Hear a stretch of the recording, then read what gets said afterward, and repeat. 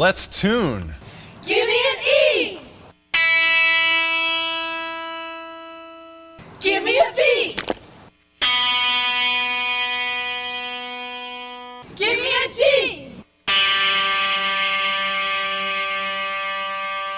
Give me a D. Give me an A.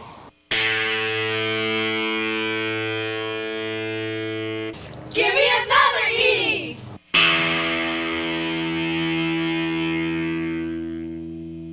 Say howdy, Paul. Howdy. Good morning, everybody, and welcome to my second instructional video.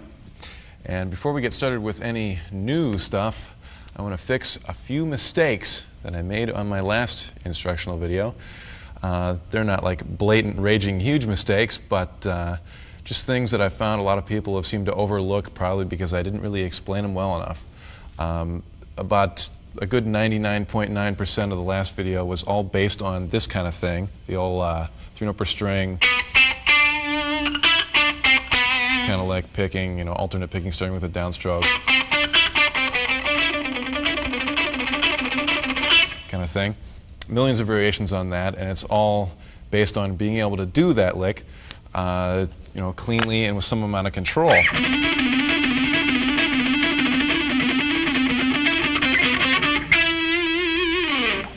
But one thing that is pretty easy to forget, or must be because I've seen a bunch of people doing it, is forgetting about things like dynamics and control of the general tone of the string. By that I mean like being able to mute it when you want to, or being able to have it open.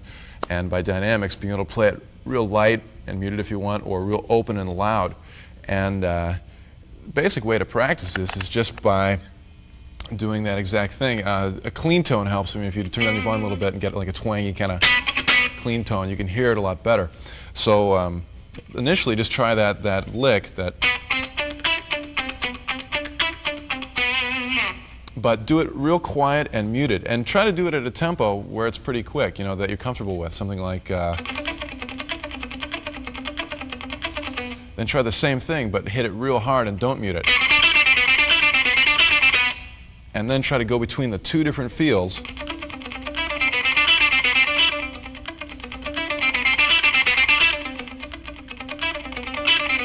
If you can play it quicker, great.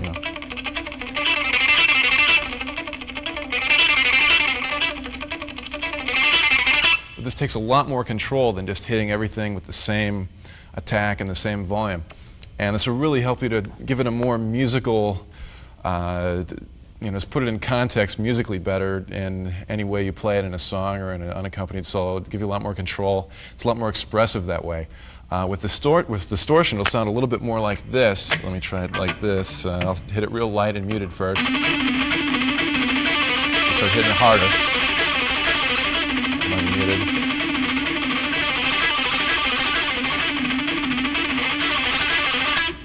Now, if you're not comfortable with this lick yet, or any, fast picking things, just try it with maybe a single note. Take like an A note on the D string or something, and just practice playing that in one note, real lightly and real muted and quiet, and then get real loud with it. You can take any tempo you want. Maybe start off with something like, and get louder, not faster, but louder. Now, the actual technique for this isn't necessarily hitting it much harder with a pick, but using more of the pick to hit it, which ends up hitting the string harder. In other words, I'm sort of lowering my pick into the string. When I'm picking it lightly, I'm still picking it pretty hard, but you're just using the very tip of the pick, And then I lower the pick in to hit it harder because it uses a larger part of the pick, so it whacks it a little bit better,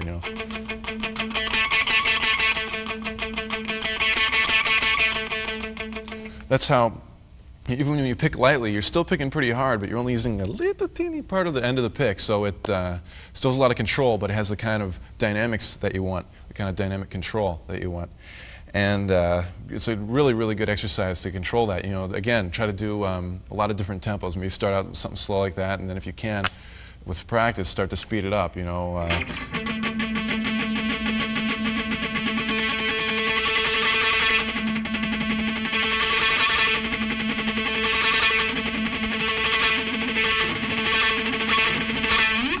lot of different things. Another thing is accenting, being able to accent certain notes sort of on purpose. A great way of practicing that is, again, the same kind of idea. Maybe you could take a number, a very musical number like 8, and accent, play 8 notes and accent the first one. So go like 2, 3, 4, 5, 6, 7, 8. 1, 2, 3, 4, 5, 6, 7, 8. So the 1 is always accented, and the other ones are quieter, And again, that's pretty slow tempo, all alternate picking. Try speeding it up a little bit.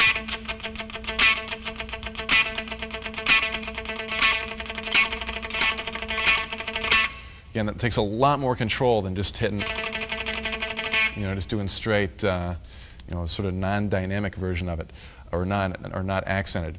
You can also practice that by reversing the stroke, starting with an upstroke instead.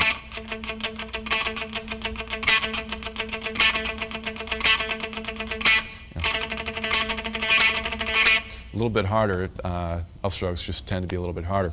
It's a great exercise, and it sort of gives you a speed limit on your whole picking. You'll never get any simpler than just playing one note and picking it. So you know that if you start doing things where you go to other strings, or doing string skipping or whatever, it's going to be a lot more complicated, and chances are it's going to have to be slower than anything you do. So in other words, see how quick you can get with and control everything on one note, and then you have that as sort of your speed limit for other licks. Again, an example of that, if you can do this, it means that you're going to probably not have too much trouble doing something a little more complex that's the same picking speed. And but you're not going to be able to exceed that, and that's the first thing.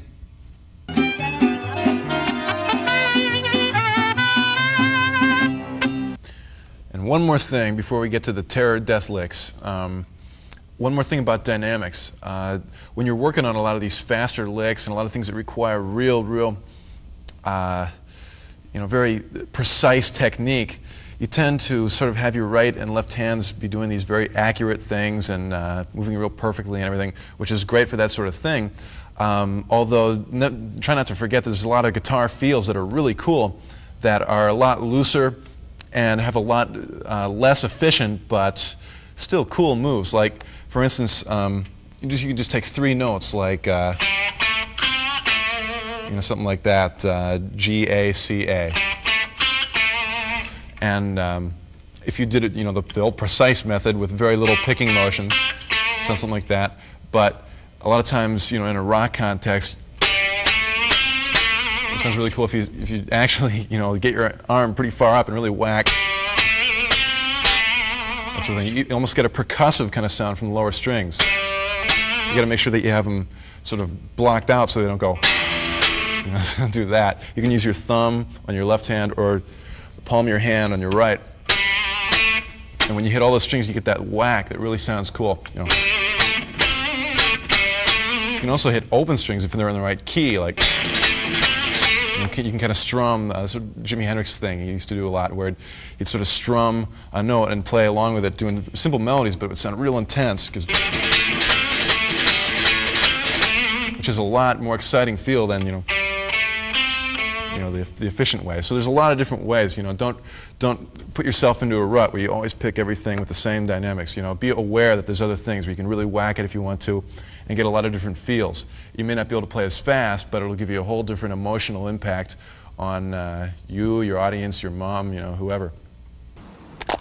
We want a good time, we want a blast. Come on, Paul, why don't you pick fast? Okay, it seems like everybody wants to know some incredibly fast picking licks, and this is one of my favorites. It has sort of an ambiguous timing to it. It basically just came out of some pull-offs that I was doing, and I tried to pick them, and they seemed to work great. But I found this works best unaccompanied, unless you do a lot of songs in 9/8 or some time signature that few would dare to play. But this is basically how it goes. It's all on 2 strings, the B string and the E string, and it's all in G minor. And I'm just going to play through it real slow.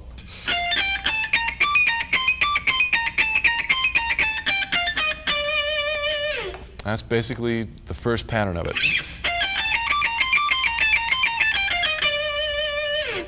From there, it just does the same kind of pattern, but starting on that new note. So that from there, I would go from there, from there, and then I ascend the same thing.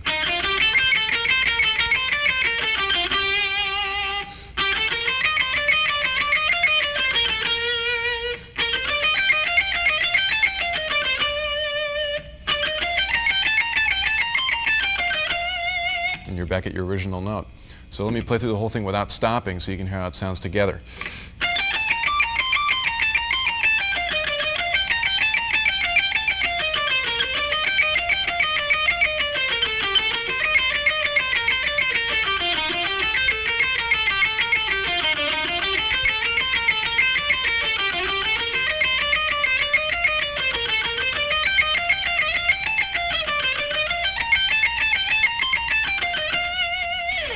Something like that. Now, before you even attempt doing this quick, it's really important to just sort of take one section and get it down. So you probably want to start at the top and just go,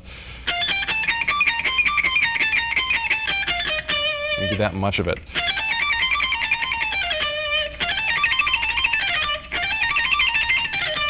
All alternate picking, starting with the downstroke.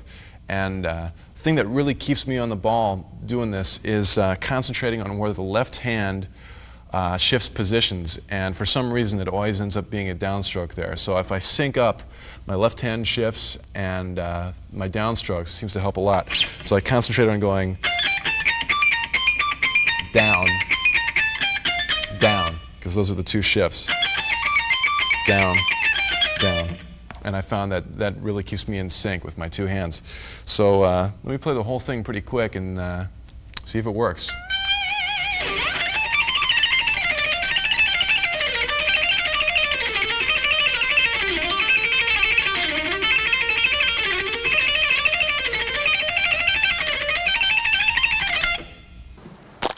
Help us out, more distortion, more distortion. Help us out, more distortion, more distortion. And here's the same thing. Let me try out with a little more distortion and the treble pickup to get that mean sound.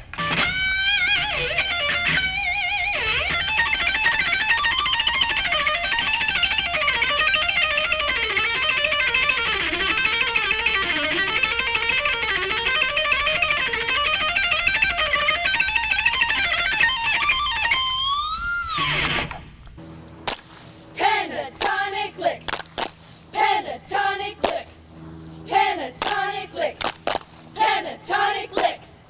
Here are some pentatonic licks that are 2 notes per string, but they're still fast. This is sort of a 16th note feel in A minor pentatonic, and it sounds something like this. Let me see if I can get through it.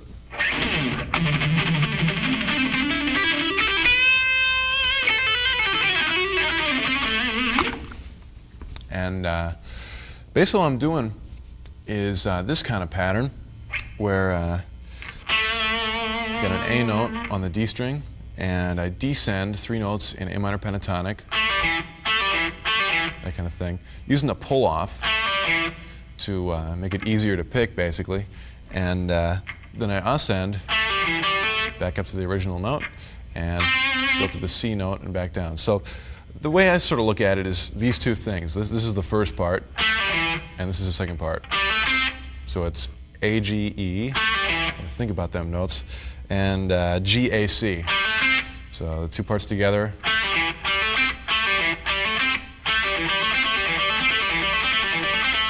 That's the main sort of meat and potatoes. In fact, that'll give you a real good kind of triplet lick. Slower. Sped up. And then all I did to make it a 16th note feel is add 2 more notes on the end that we've already played a million times, so it shouldn't be too much trouble. And then I added on A and G, just descending again on the same scale. So I'm repeating a lot of notes, but it ends up sounding cool. That's the whole lick.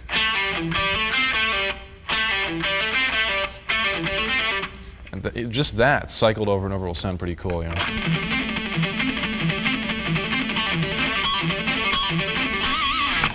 Again, check out the accents. That's a real important thing. All I did was put that on each set of 3 strings in the pentatonic scale. So I'd start the first one maybe on the A string and do that pattern.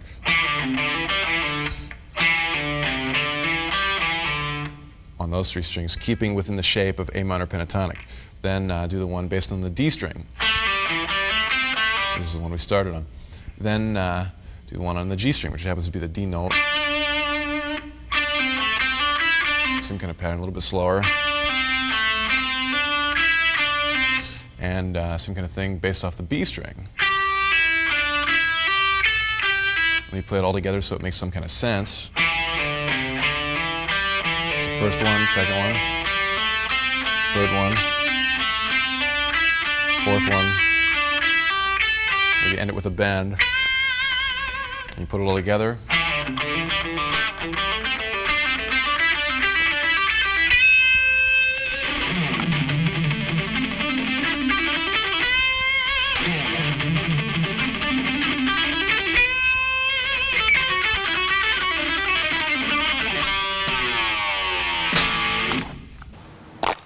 Pentatonic licks, more pentatonic licks.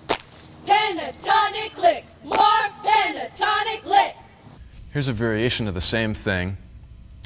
Basically, we've already done this. Sounds like this.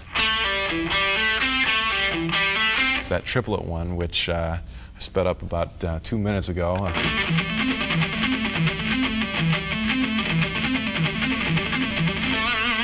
And you can do that same process of using that lick on each set of 3 strings. You know, so you start again on the E note, and then do the same thing on the A note, on the D note, and on the G note.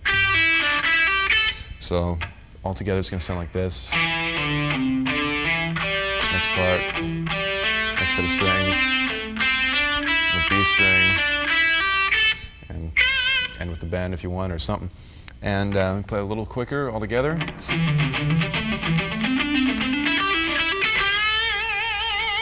Try it again with some distortion. One of my favorite, sequences there.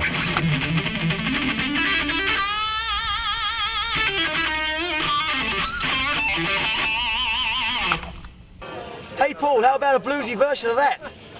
Here's yet another version of that kind of thing. This one has the blues note added, which is the flat 5. And, sinister sounding if used the right way.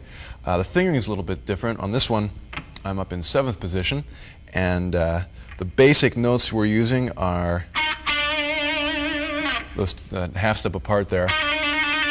Be, I guess, E flat and D sharp, or wait a minute, E flat is D sharp, E flat and D. And you've got a 3-note stretch on the D string and the A string. The notes would be C, A, and G, E. So the whole thing, that's your shape. The pattern, real similar to the stuff we've been doing, where the first part goes, that's the same thing as, but different set of strings, or I mean, slightly higher on the neck, but still pentatonic. Then at the end, I put in this little sequence. I go descend 1, 2, 3, 4, 5 notes in the scale, and then end it with a little descending 3 on the end. So real slow, that sounds like.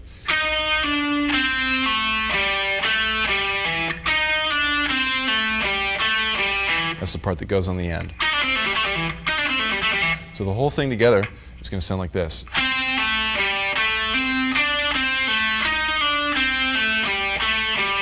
One more time.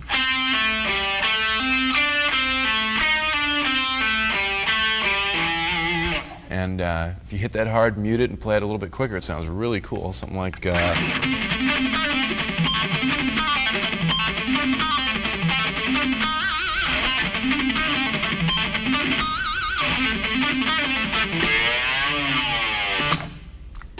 Hey, how about some arpeggios? Okay, I know there's a bunch of arpeggio meisters out there, and this one hopefully will give you what you need to do some arpeggios that will sound cool. I went through a lot of different sort of techniques personally with arpeggios, a lot of sweep picking stuff, a lot of string skipping, and just different ways of doing them.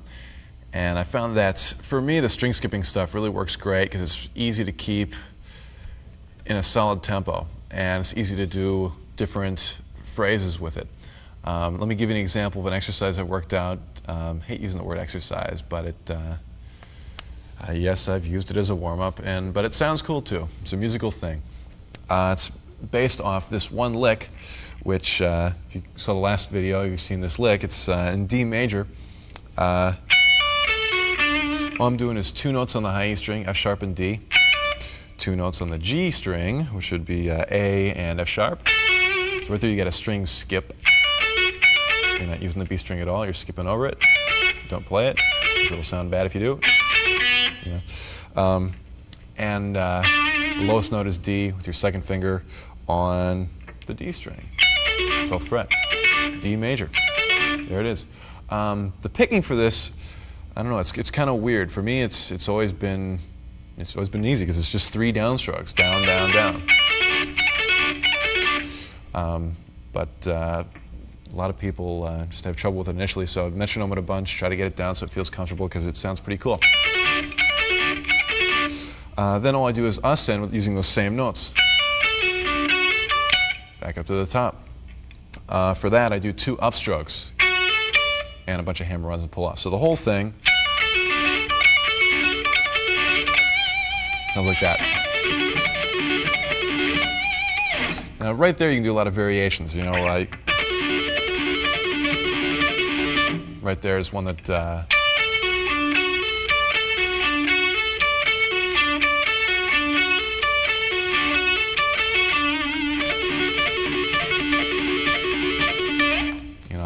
With sweep picking, that'd be quite a hassle. That was quite a hassle.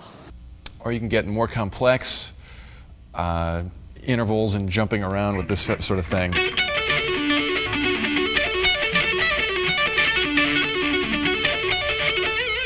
Let me slow that one down a little bit.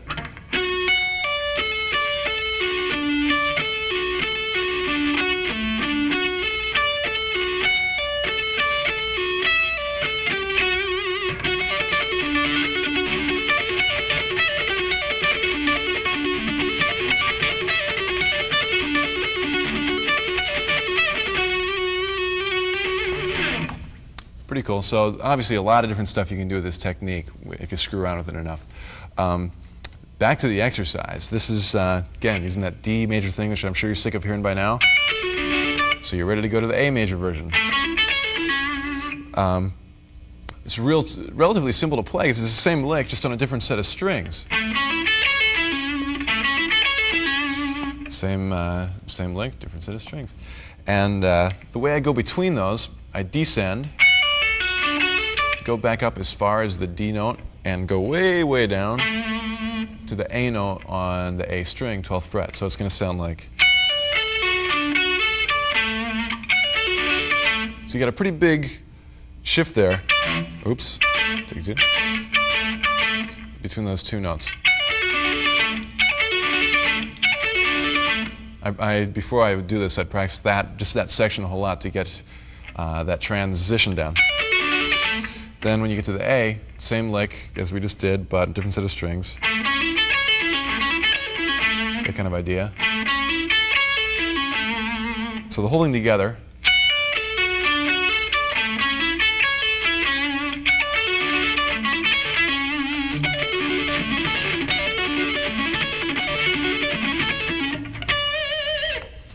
That's the first part of it. Then we have B minor and F sharp minor. Slower. Those are like this. It's a slightly different pattern. You've got a minor shape instead of a major shape, so you got to alter it a little bit. It's got a minor third stretch between D and B, and a major third stretch between F sharp and D, and a low B note. And again, that same exact shape, lower set of strings for the F sharp.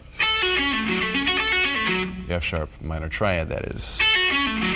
So that one, again, same pattern where you go all the way down and back up to the B, and then hit the low F sharp. So it sounds like.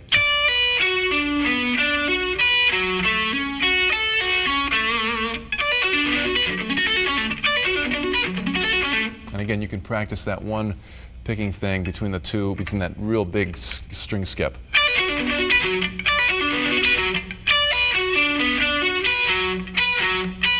Pretty big skip. And if you put that together with the first part, the last one, oops, sorry, wrong key, it's in G. There we go.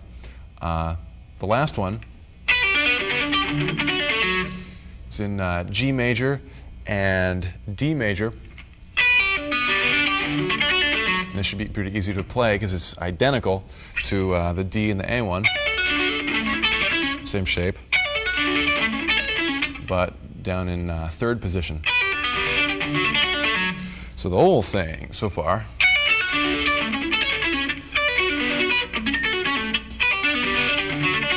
then I go back up to G major, which we've already played, and A major. So the whole thing real slow.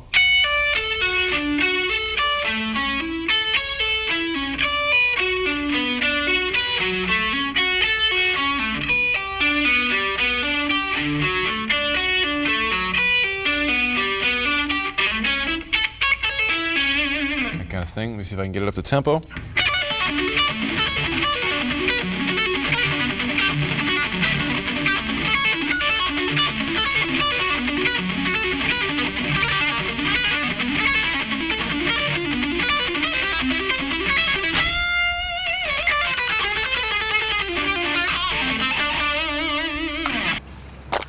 More fast picking. More fast picking.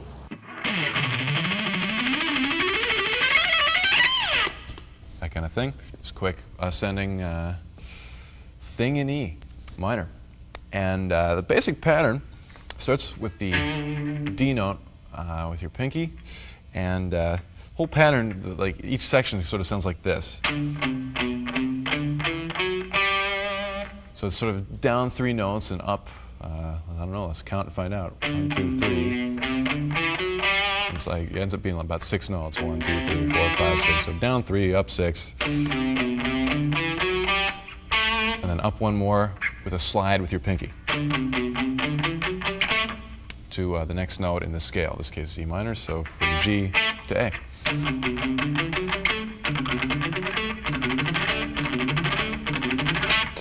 And right there, I start the pattern over because the first pattern started with your pinky.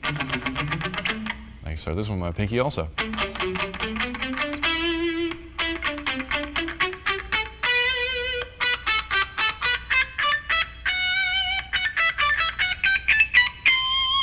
And when you connect it, it'd be whole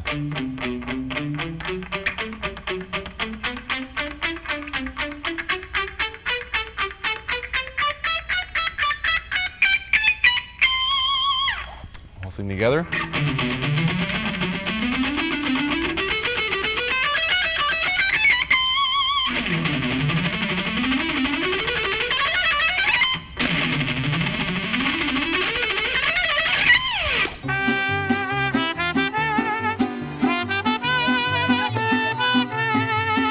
You can do the same thing descending, although for the descending version, I start with my first finger on the A note and ascend, just everything's backwards. I start, instead of descending, I ascend 3 notes, and instead of ascending 6, I descend 6. So it sounds like something like that. Instead of sliding up, I slide down. So that's the basic pattern for descending. Oops.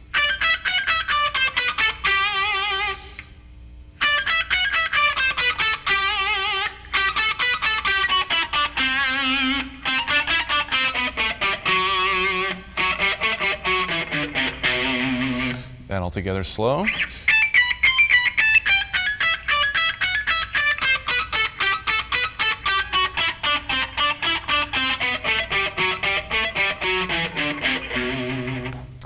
bit quicker.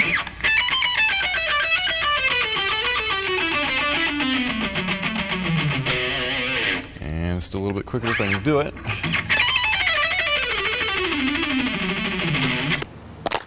We're in a trance, we're in a daze. Come on, Paul, show us how to phrase. And here it is, ladies and gentlemen, my new method of practicing. Metronomes are history, the whole thing's in the garbage. This is the new hip thing, which I came up with while we were on the road with, or while I was on the road with my band. We had this one riff that basically at the end of the song I'd play the riff and I'd have a little, a couple bars of the riff and a couple bars of a solo, and I'd always improvise it. And I started practicing backstage and warming up, just doing just that thing where I'd play the riff and then play the solos, something like this. And I tried to keep the tempo with the solo, so it'd be like 1, 2, 1, 2, 3.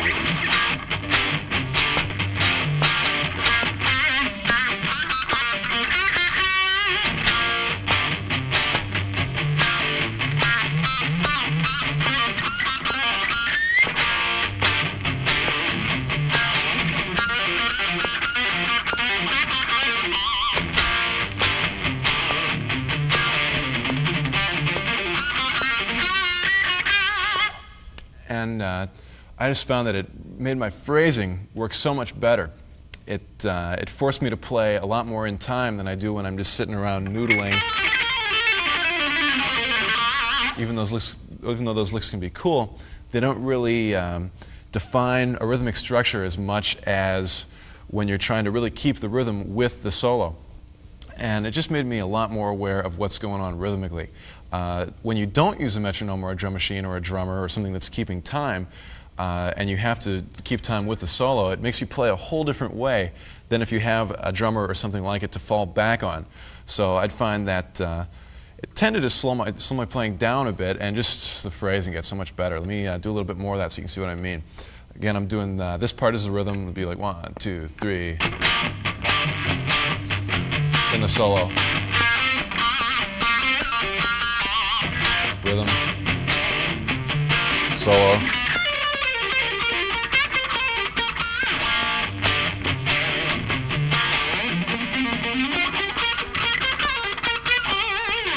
It was also a great way to work in my fast licks into a context that worked in a band musically in real life. So, for instance, if I had some fast thing, I could try to work that in. I'd have to figure out a way to get into it, and out of it within that short period of bars. So let me see if I can do that. 1, 2, 3.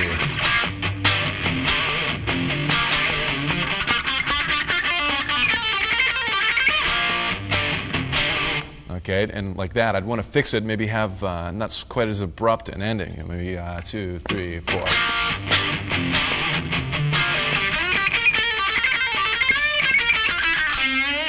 And there I got to have an ending that doesn't suck, so 2, 3.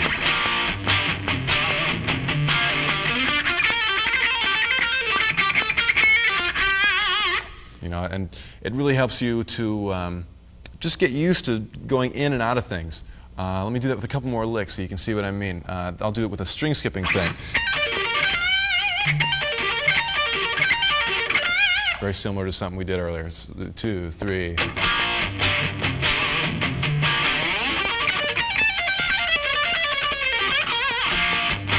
couple different ways.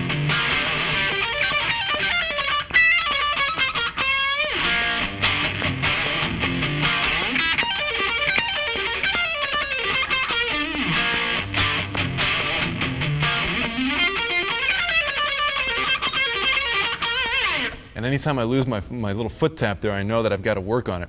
And it just gives you a very definite goal of what to do with your licks. You have a tempo, you have a key, you have a groove, and to me it's a lot more fun practicing that way than, here's a lick with a metronome, I really don't know what I'm going to do with it, kind of attitude, which is what I did for a long time, but stuff was terrifying enough where I still kept some interest in it. But this works great, a lot of fun practicing this way. And I do a lot of different grooves, and in fact, try these at home. Here's a real simple one in A, just 4 kind of feel. You know, painfully simple, but a lot of fun when you trade off with a solo thing. And you can do anything from real simple stuff to real terrifying stuff. The trick is fitting it in so it keeps the time rhythmically. So it'd be 2, 3, 4.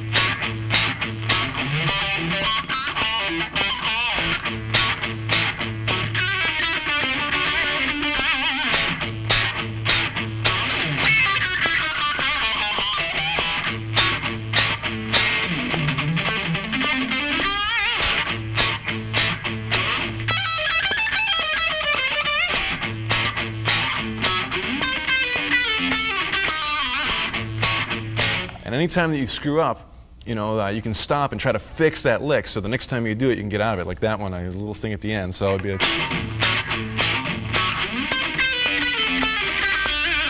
still, I'd like to earn a better note. One more time, so I can get it.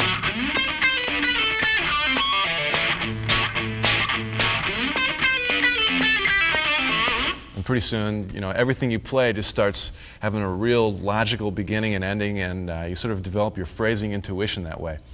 And you won't believe it, how cool it works. Let me give you one more example. This one, again, similar thing in E, but more of a shuffle, like 1, 2, 3, 4, that kind of thing.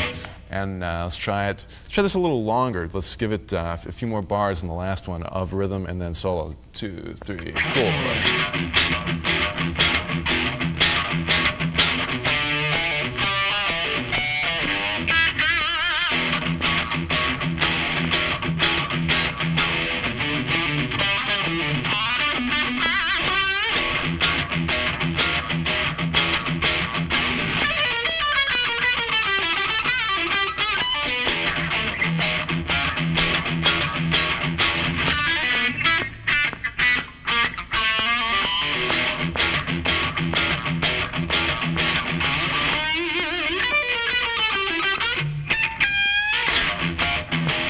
Another thing that it does that really helps your phrasing out a lot is if you do any one groove for over a minute or two, if you're anything like me, you start playing the same licks over and over again, you know, the ones you're comfortable with that work for this, and it really inspires you to come up with new stuff for that groove. I find a lot of times I'll start off things the same way and end them the same way, and after a while I start thinking, what else can I do? There's got to be other ways of ending and beginning licks, and really gives you a lot of useful just phrasing tools. And let's go to another groove. You know, just try all these. You know, at home with if they're real hard, initially try them with a metronome. Just keep yourself in. But best thing is to you just use your foot and try to keep it in time with your guitar playing. You know, have that be the metronome. I understand completely. So you've tried some of those things with rhythm solo. And soloing isn't working. What do you do?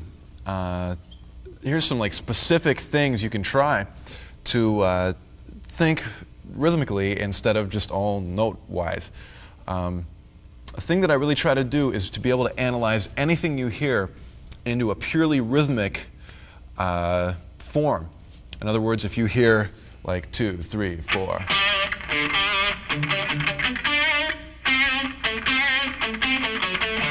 If you hear that, be able to hear it as 2, 3, 4.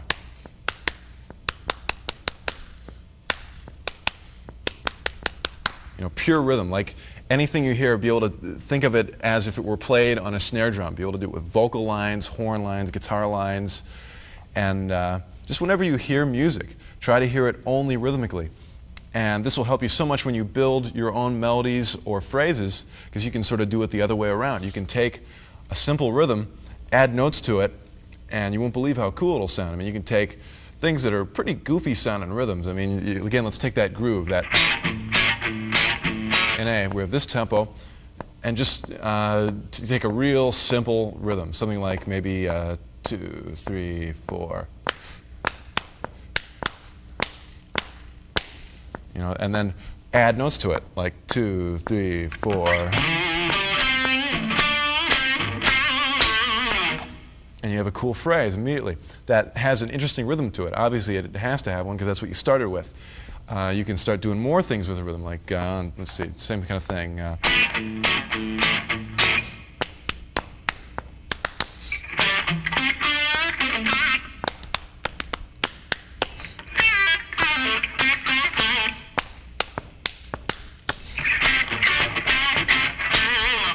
And that's so that's sort of the process. I mean, eventually you want to get to the point where you can play the notes and the rhythm together, but it's a great place to start with just the rhythm, to be able to break it down to that level of simplicity.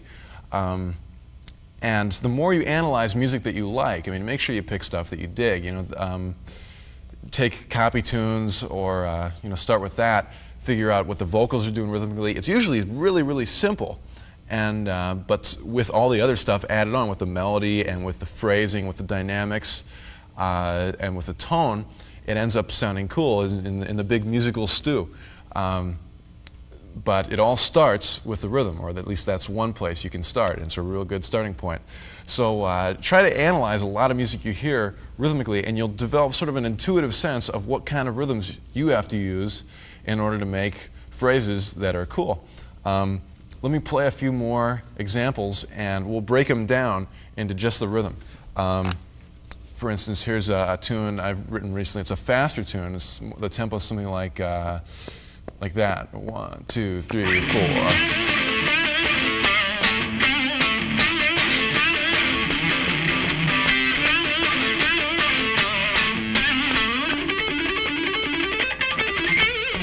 Rhythmically, it's 1, 2, 3, 4.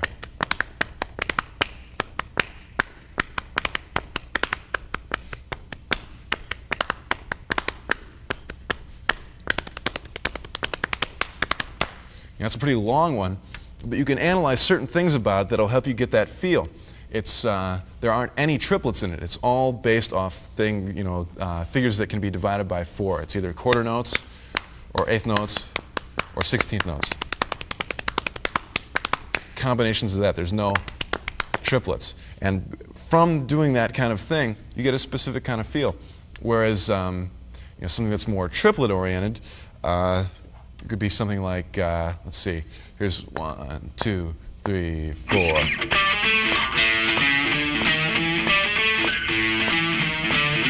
Which rhythmically would be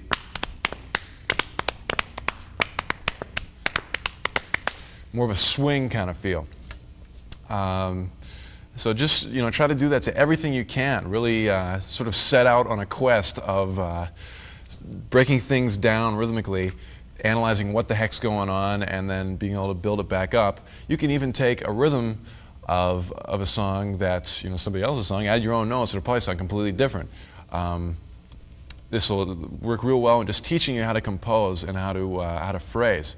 Really, really great tool again for doing that thing where you do rhythm solo, rhythm solo. You got to think of a rhythm at that tempo. Maybe. Heck, that Mozart thing would work. That real slow and goofy rhythm at that point, But if you add the right notes, it's going to sound cool,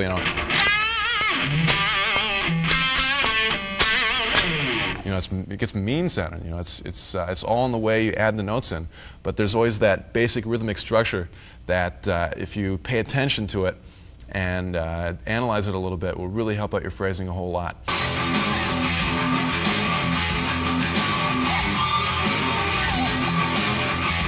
Okay, so we talked about rhythm, we talked about phrasing, and through the whole thing I sort of assumed that when I said, and then you add the notes, that you knew what I meant. But just in case that's not entirely clear, here's something that's worked great for me, and hopefully will work good for you, is a lot of stuff based off pentatonic.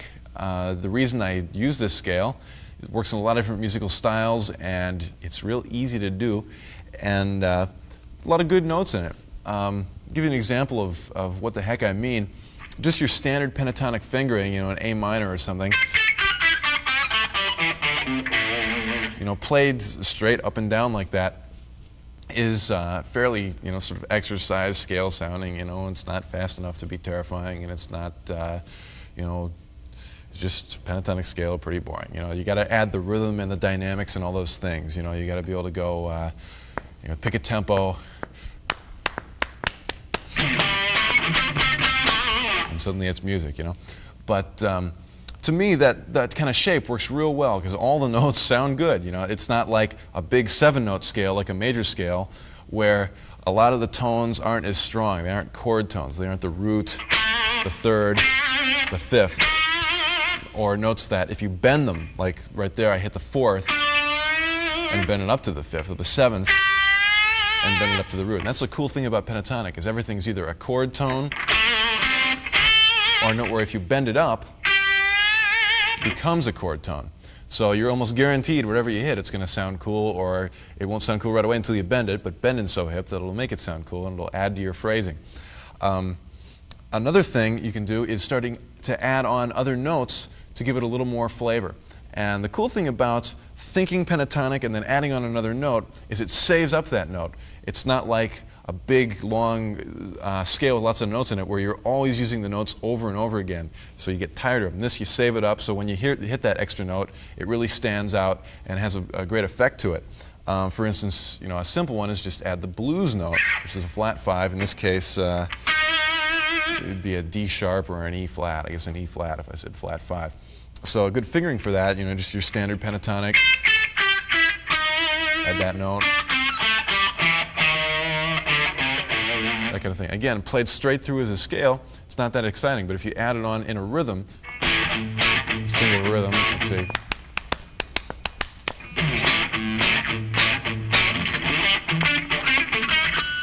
Something like that. Let me do that again, see if I can get a slightly better note choice. Same rhythm.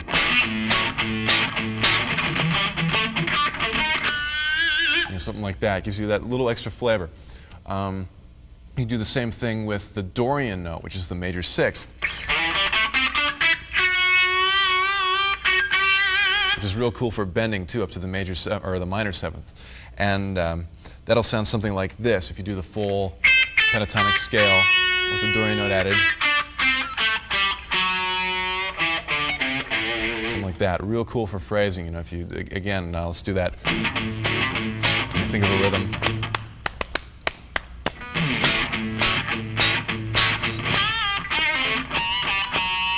You know, because definitely unique sound to it. And as opposed to playing a whole Dorian scale up and down, it sounds a lot more musical. It sounds more like a phrase that you know, came from your brain instead of your fingers.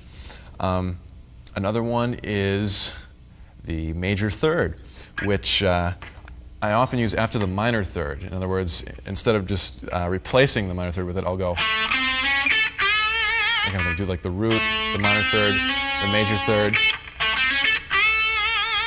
Gives it a sort of a combination Dorian Mixolydian sound.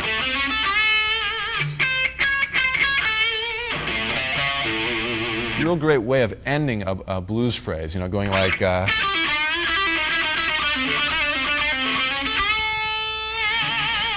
and also has a flavor of the major pentatonic, which of course is the same fingering down a minor 3rd in position.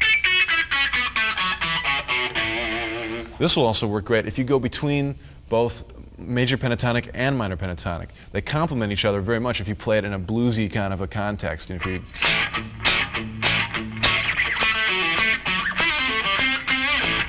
what I did there, played major pentatonic first,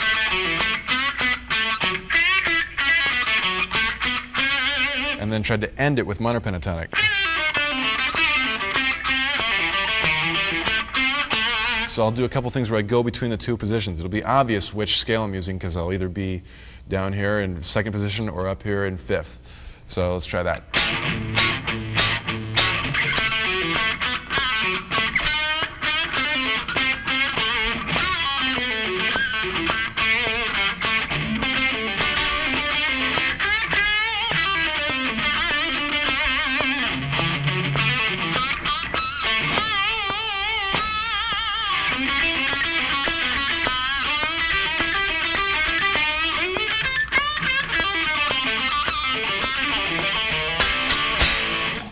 And you know, that's one of the cool things about that bluesy kind of style is you can get away with going between that minor and major thing, and it sounds really cool. You can even play the same lick. You can take something like, you know, just real simple. You know, that I slid into a C sharp, and just did 4 notes out of major pentatonic: C sharp, E, F sharp, and A. I'll give that a try, make sure it works. Then I do the same exact thing in minor pentatonic. So it'd be up 3 frets, which the notes happen to be E, G, A, and C. So you can do the 2 together. Now that sounds pretty cool to slow tempo, you know.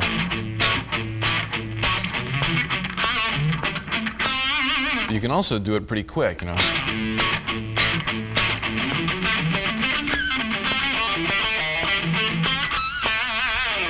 Again, the actual note choice is real simple right out of pentatonic, but it's the phrasing and the rhythm that makes it interesting, and the dynamics, how hard you hit it, if you're muting the strings.